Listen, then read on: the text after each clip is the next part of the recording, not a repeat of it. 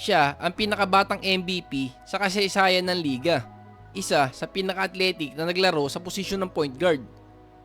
Kung usapang highlights lang ay hindi mawawala sa listahan ang nag-iisang Derrick Rose sa kanyang prime. Siya ay humihiwa ng depensa gamit ang kanyang bilis at explosiveness na kahit sino ay walang makakatumbas. Anderson keeps the possession alive before throwing to Derrick Rose. Oh, what a spin! All-star move by an all-star starter. To Parker, and then he threw it nicely to Derrick. Behind his back, and he drives and scores. Oh my goodness. Halika't balikan natin ang naging kwento ng buhay ng nag-iisang Derrick Rose. Kung sino ang kanyang idol nung siya ay bata pa. Gaano nga ba ito kagaling at kung paano nito nagawang bumalik pagkatapos ng napakaraming injury. Ito ang kwento ni Derrick Rose.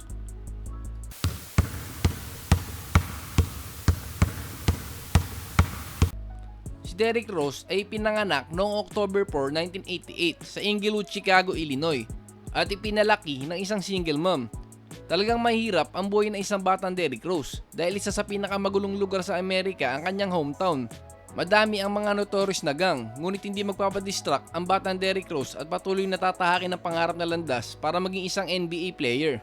Siya ay highly recruited coming out from high school at kanyang tatanggapin na scholarship from University of Memphis para doon siya ay maglaro. Papangunahan ni Derrick Rose ang Memphis Tigers sa 38-2 win-loss record at haharap sa NCAA Finals kalaban ng Kansas Jayhawks. Subalit sila ay matatalo sa OT thriller game. After that season nga ay magpapalista sa 2008 NBA draft ang batang Derrick Rose kung saan siya ang expected to be the number 1 pick.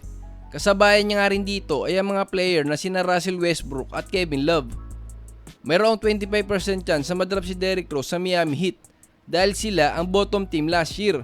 Ang sarap sanang panoodin ng tambalang Dwayne Wade at Derrick Rose.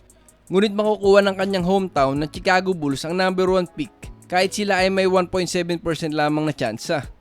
Talagang match made in heaven ang pag-pick ng Chicago Bulls kay Derrick Rose. Dahil simula pa lang nang siya ay bata ay talagang pana nga siya nito. At lalo na sa player na si Michael Jordan. Dahil siya nga din ang nagbigay ng motivation kay Derrick Rose nang hindi nito nalalaman. Dahil malapit lang ang bahay ng batang Derrick Rose sa napakalaking mansyon ni Michael Jordan at kaibigan nito ang mga anak na sina Marcus at Jeffrey Jordan ay madalas nito makita ang kanyang idol na gumagawa ng pang-araw-araw na gawain. Tulad ng pagtapon ng basura at pagiging tatay ng kanyang mga anak at na magkaroon ng pagkakataon para makapasok ang batang Derrick Rose sa mansyon ng mga Jordan ay talaga nga daw nag-iba ang kanyang mentality at lalong naging gutom para pag-usayan pa at sundan ang yapak ng kanyang idol.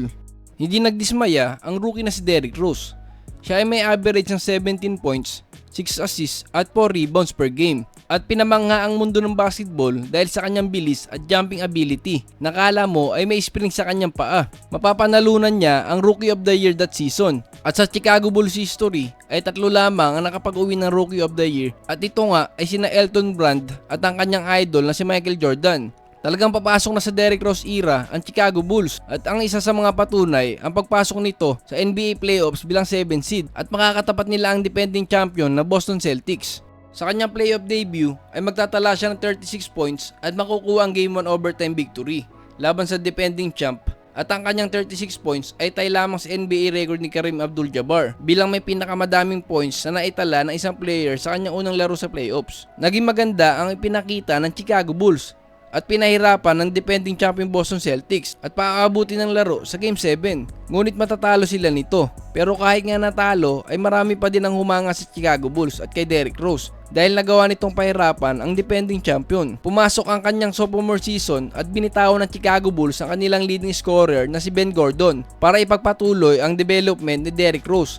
Siya ay mag-average ng 21 points, 6 assists at 4 rebounds per game para makamit ang kanyang kauna-unang All-Star appearance bilang reserve point guard sa 2010 NBA All-Star Game. Dahil nga sa pag-alis ng kanilang leading scorer na si Ben Gordon ay bumagsak ang Chicago Bulls 8 seed para makaharap ang Cleveland Cavaliers na may hawak ng best record sa NBA. Ilalaglag ng Cleveland Cavaliers ang Chicago Bulls sa 4-1 na score. Pero makikita na talagang impressive ang sophomore na Derrick Rose dahil ito ay may average sa 5 laro ng 27 points, 7 assists at 3 rebounds per game.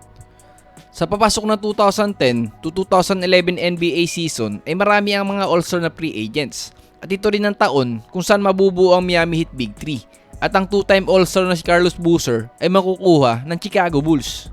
At ito nga din ang naging isang dahilan para gumanda ang record ng Chicago Bulls. At sa katunayan nga nito, bago ang All-Star break ay hawak nila ang number 2 seed sa Eastern Conference at tatanghaling All-Star starting point guard si Derrick Rose. Talagang hindi nagpaawat ang Chicago Bulls sa pagbulusok.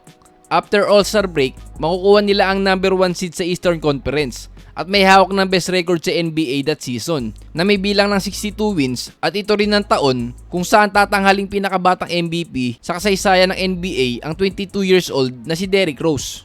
I want to say thank you. It's been a long year.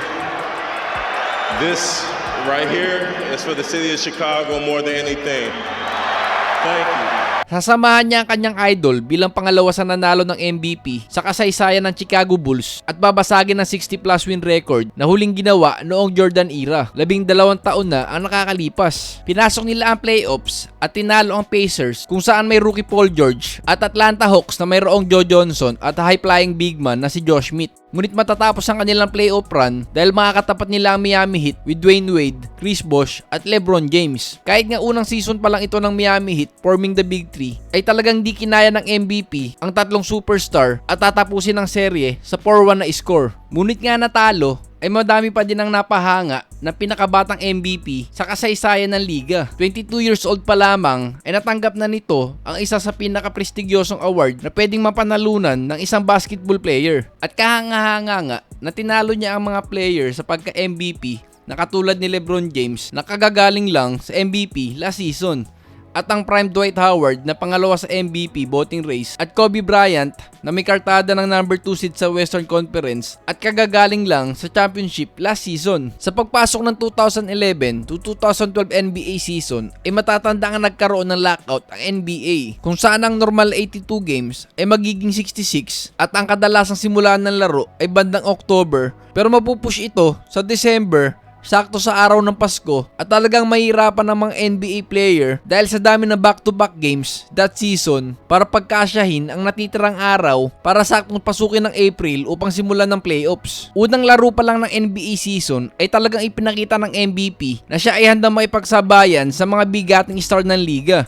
Makakatapat nila ang Los Angeles na binibida ng Black Mamba sa Christmas Day at opening season, ngunit makukuha ng Chicago Bulls ang panalo sa clutch floater ng MVP para simulan ng NBA season. Dito din ay makukuha ng MVP ang starting point guard spot sa NBA All-Star Game kasama ang kanyang teammate na si Luol Deng at magdudumina sa 2011 to 2012 NBA season para masungkit ang best record tayo sa San Antonio Spurs na may 50 wins. Napakaganda na ipinakita ng reigning MVP. Ngunit ang kasiyahan ay may halong lungkot dahil sa pagpasok ng NBA playoffs ay mangyayari ang di inaasahan. You wanted us. You were crying out that you bypassed the harder team in Miami Heat. Rose came down bad on his left foot. See him holding onto his knee and down. He was flying and he... Torn ACL sa kaliwang tuhod ang nakita ng mga doktor na injury ng reigning MVP at kailangan itong operahan. Aasahang tatagal ng 8 hanggang 12 buwan ang full recovery at tuluyang makukuha ng 76ers ang upset para talunin ng Chicago Bulls. Pumasok ang 2012 to 2013 NBA season kung saan umasa ang mga tagahanga ng youngest MVP na makarecover sa injury at inaasa makakabalik sa paglaro sa pagpasok ng NBA playoffs. At kahit wala si Derrick Rose ay maganda ang nilalaro ng Chicago Bulls. Madami ang report na pwede na raw siya maglaro, ngunit after that day ay ilalabas din ng report na hindi pa din kaya maglaro nito. Pumasok ang NBA playoffs at nakuha ng Chicago Bulls without Derrick Rose ang 5th seed at makakaharap sa semis ang Miami Heat. Dito ay magpapasukan ng mga report na maglalaro si Derrick Rose para tulungan ng Chicago Bulls kalaban ng Miami Heat at ito rin ang season kung saan iingay ang pangalan ng batang Jimmy Butler. Sa katunayan ay matatalo nila ang Miami sa Game 1 kahit wala si Derrick Rose. Ang lakas sana ng Chicago Bulls noon kung hindi nangyari ang injury. Derrick Rose sa point guard, batang Jimmy Butler sa shooting guard, all-star small forward Luol Deng, veteran Carlos Boozer at defensive specialist Joakim Noah. At samahan pa ng mga veteranong role player na sina Kirk Hinrich at Nate Robinson. Sa tingin ko nga ay kaya nilang manalo ng 1 o 2 championship kung hindi sana nangyari ang injury. Kahit nga sa huling minuto ay inaasahan pa din na makakapaglarong muli si Derrick Rose. Ngunit ilalabas din ng report na hindi ito mangyayari para ilaglag ng Miami Heat ang Chicago Bulls sa 5 laro. Pumasok ang 2013 to 2014 NBA season kung saan ay inaasahan na makakabalik ang former MVP para tulungan ng Chicago Bulls. Isang taon na hindi nakapaglaro at makikita na medyo naninibago ang former MVP at inaasa makakabalik sa MVP form mid-season. At ito rin ang breakout season ni Jimmy Butler, kaya kasabik-sabik ang future ng Chicago Bulls at makukuha ng 5-game winning streak bago mangyari na naman ang di inaasahan. And there's another steal. Batum. Portland running to Matthews for three. No. Boy, that would have brought the house down. Derrick Rose is limping right now. Almost like he just kind of took an awkward step right there.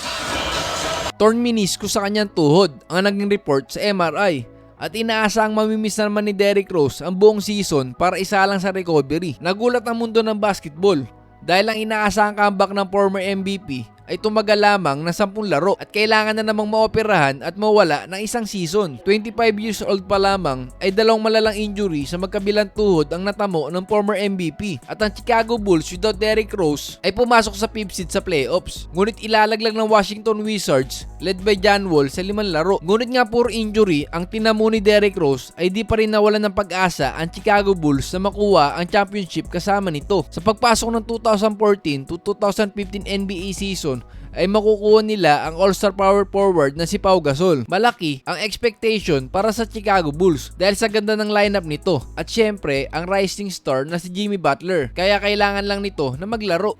Madami nga nagsasabi na Chicago Bulls ang pinakamalakas na team that season at tanging Cleveland Cavaliers lang ang magiging tinik sa paglusot sa East dahil ito rin ang taon kung saan mai-injury si Paul George para mawala ang Pacers sa contention. Nangyari ito sa US scrimmage para sa 2014 FIBA Basketball World Cup at masasaksihan pa nga ni Derrick Rose ang malagim na injury dahil mapipili ito na maglaro para sa USA national team. Ito din ang naging basihan ng marami para makumbinse na talagang healthy na si Derrick Rose. Makukuha nila ang gold medal at kailangan lang ay translate ng former MVP ang laro pabalik sa NBA.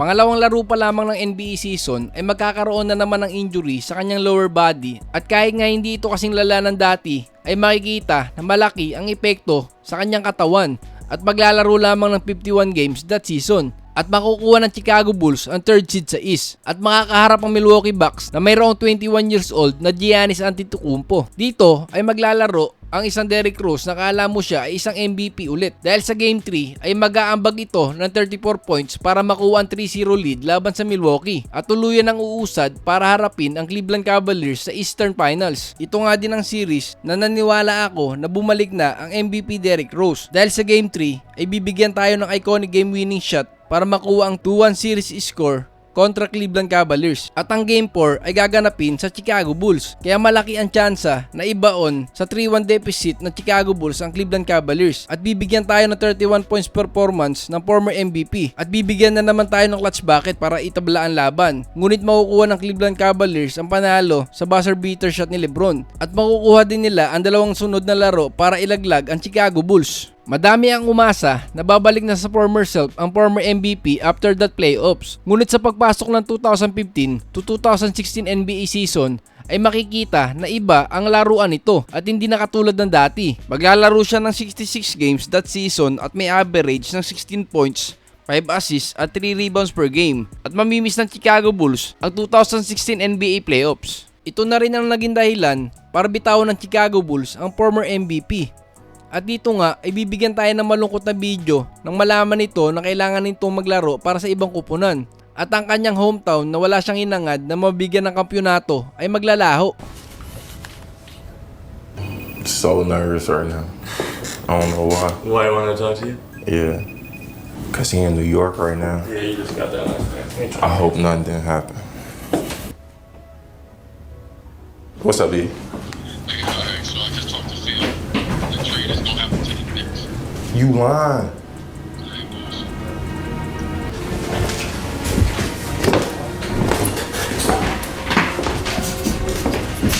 You serious?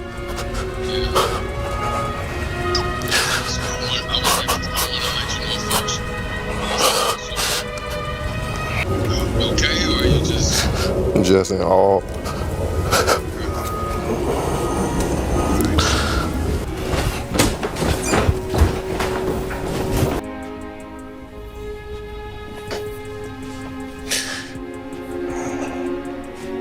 It's funny how everything plays out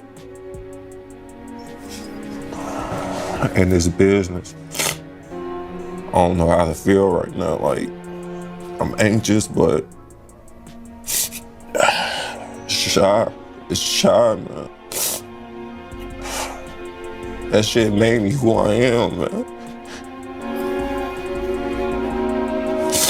Paglalaro sa New York Knicks, ito na rin ang simula ng kanyang pagiging journeyman. Siya ay maglalaro sa Cleveland Cavaliers, Minnesota Timberwolves, Detroit Pistons at sa kasalukuyan ay sa Memphis Grizzlies. Ngunit hindi nga natin nakita ang full potential ng isa sa pinakabatang MVP ng liga ay marami pa rin ang humanga sa kanya at siya lang atang NBA player na walang hater.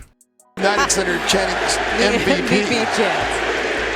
First free throw for Derek. I think that was a smile too. At dito na nga natin tatapusin ang video. Paki-like and subscribe na rin mga boss para ipagpatuloy natin ang basketball kwentuhan at mag-comment na din kayo kung anong gusto nyong isunod ko. Bye bye!